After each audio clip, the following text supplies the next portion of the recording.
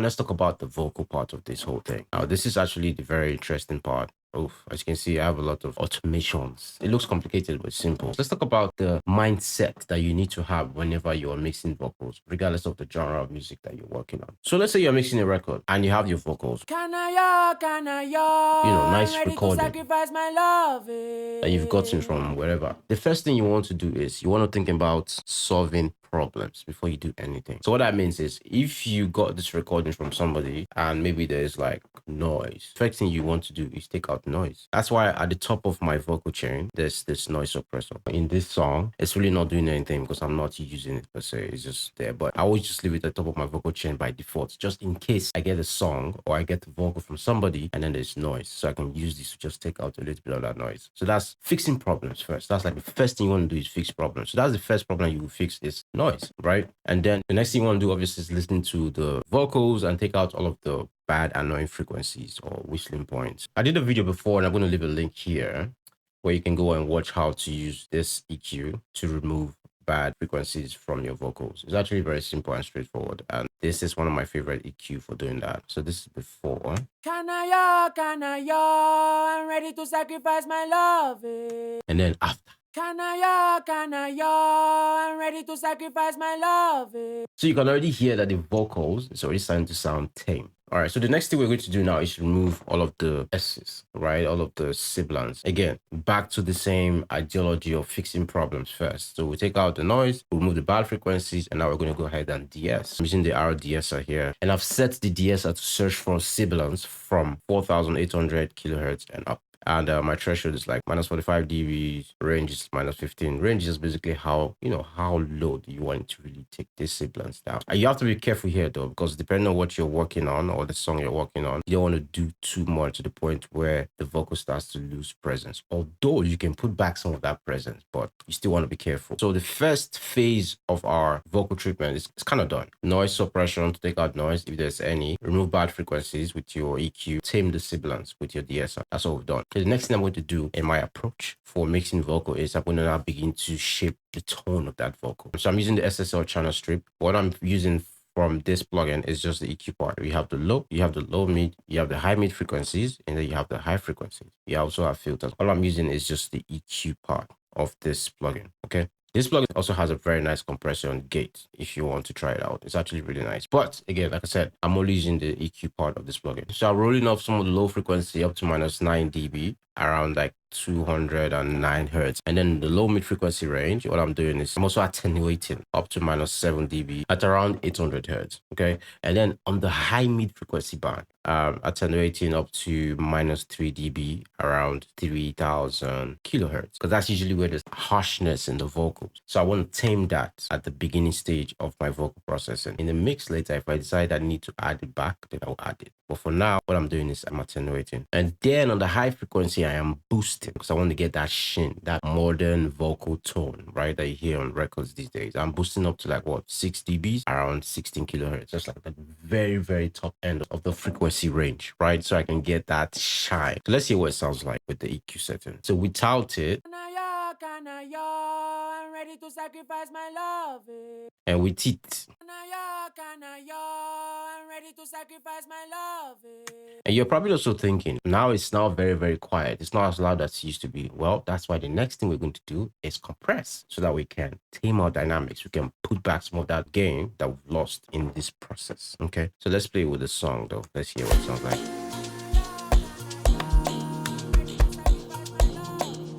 It's really low, I know, but trust me, we're heading somewhere with this. And again, the reason I'm doing all of these cuts in the low frequency and the low mid frequency is because when you cut around these frequencies, it helps your vocals sit better within your mix. Without it, for example, let's just play. Now you can hear that the vocal is competing with some of the instruments, even though it's not obvious. But once we've done the tone shaping, you hear that the vocal is going to sit a little bit better in the mix. Next thing we're going to do now is compress. Another reason why we have to do all of that fixing issues before we get to this stage is because imagine if we had all of those noise, all of those sibilants. When we compress, the compressor will just boost all of that, and we'll have very annoying vocal. Everything will not sound good. Do you understand? That's why you have to fix problems first before you come to compression. So when you're compressing now, what we're compressing basically is the good and tame vocal and everything that we've done so far that sounds great. So now we're just going to compress it and help it cut through the mix. So it's that simple. For my compressor, I'm using the UAD 1176 compressor. This is a very, very nice compressor for vocals. It's a fixed ratio compressor. So what happens is the more input you drive into the compressor, the more compression you get. Okay, so let's listen to it with the compressor. Kanayo, Kanayo, I'm ready to sacrifice my love. Right. Now, at this stage of my mix, I'm really not doing so much compression, right? What I'm doing is I'm using this compressor to like tame the peaks. So I have the attack set to like a slow attack. So again, transit can cut through. Fast release, so the compressor can just stop compressing as soon as it's done its job. Ratio is set to 4. And that's it. Let's play one more time so you listen to it. The quiet parts and the loud parts are almost now like even. We've reduced difference between the levels of the quiet parts and the loud parts. So let's listen. Kanayo, Kanayo, I'm ready to sacrifice my love. So you see on that, love it. On the low part, there's almost no compression happening. If you look at the compressor, you notice there's almost no compression happening at that part because we just want to tame the peaks, okay? I'm ready to sacrifice my love. Perfect. This is before. Kanayo, Kanayo, I'm ready to sacrifice my love. You can hear the quiet part is so quiet, but let's listen to it now after the compression. Kanayo, Kanayo, I'm ready to sacrifice my love. Right, so it brings up that quiet part and reduce that very loud part. So it's like, okay, almost even. But what I'm also doing here on my vocal chain is I'm doing compression in series, which means I'm going to use another compressor to even out the performance even some more. You don't want to have one compressor doing all the work. When you compress in series, you get better results. All right, so I'm using another UAD compressor, the UAD LA2A. Waves also have their own plugin emulation of this compressor, so you can actually use that if you don't have the universal audio one. So I'm using this compressor now to even out the performance even some more and add some more punch to the vocal so the vocal can really cut through the mix. They can have that presence that we need. Let's listen to it with the music this time around. Kanayo, Kanayo, I'm ready to sacrifice my love. Before. I'm ready to sacrifice my love. And then now this is after. Kanayo, Kanayo, I'm ready to sacrifice my love. Right, you see how this compressor now brings the vocal out and helps it to cut through the mix perfectly. So what am I doing here? I'm doing a peak reduction up to 40 dB and I've added gain to match as well. It's just very, very simple. Obviously it's set to compress because this compressor actually also works like a limiter if you want. But yeah, so that's limiter and that's compressed. And then right here, if you look at this middle here, there's this tiny button. I'm using the mix button, right, to blend the uncompressed with the compressed. So I'm doing like a 50-50, kind of like parallel compressing, actually parallel compressing. All right, so that's what I'm doing here, right? It's very simple. So the next thing I have on my vocal chain is this Pro MB multi-band compressor. What I'm doing here is also some more tone shaping because I don't know if you noticed, but for this record, I feel like the vocals after compressing started to sound a little bit harsh again. Kanayo, Kanayo, I'm ready to sacrifice my love. And because that's not what I'm trying to achieve, I'm going to use a multi-band compressor to tame the peaks of that frequency and some other frequencies I don't necessarily want in the record. But let's look at the harsh frequencies first. So Kanayo, Kanayo, I'm ready to sacrifice my love. And if I turn on the multi-band compressor, right, you see that around this 8,000 kilohertz, that's where that harshness resides in the vocals. Kanayo, Kanayo, Let me solo it. I'm ready to sacrifice my love. Right. I don't necessarily want to get rid of it. I just want to tame it. I've set my threshold to minus 46 dB. The range is minus 8 because I really want to tame the harshness as much as I can. I have a relatively fast attack, like 10% and very fast release as well. The ratio is 2:1. Soft knee because I want the peaks in that frequency range to go from being uncompressed to compressed in a very soft motion so that it's not abrupt. That way it transitions a lot smoother. Kanayo, Kanayo, I'm ready to sacrifice my love. Right, so while we still have that clarity, we're not getting that very annoying sharpness at the very, very, very top end of everything. Let me play with the music. Kanayo, Kanayo, I'm ready to sacrifice my love.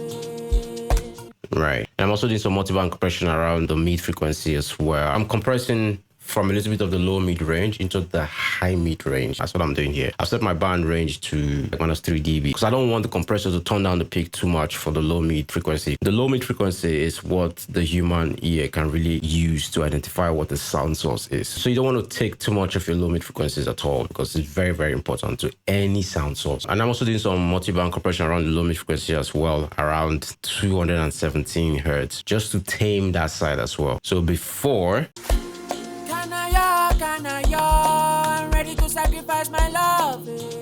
and then after. Kanayo, Kanayo, I'm ready to sacrifice my love. Right. So you can hear that everything is very tame and it's also helping the vocals sit well in the mix. So the last thing I'm adding to the dynamics part of my vocal chain is the Pro DS. Now this is a DSR from FabFilter as well. I'm using this to catch all of the extra sibilance that would have built up due to all of this processing that we've done so far. Again, this is why it's very important to always like work with the mindset of serial processing, because even though the multiband compressor can also act as a DSR, you want to make sure you're not letting the multiband compressor do all of the heavy lifting. You want to split that processing amongst more than one plugin so you can have a more transparent sound. I hope that makes sense. So I'm using the DSR here to remove the final assist and annoying sibilance that I find in our vocal. So let's just do it before. Kanayo, Kanayo, I'm ready to sacrifice my love. And then after. Kanayo, Kanayo, I'm ready to sacrifice my love. Right, if you listen, that is the sacrifice.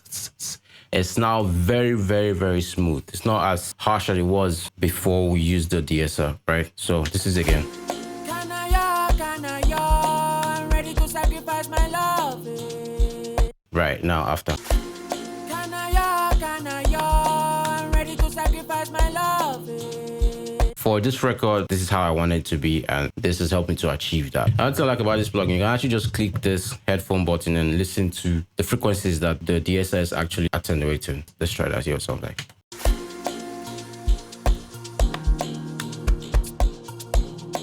So you can hear that it's only really affecting the very, very peak of the harsh frequencies.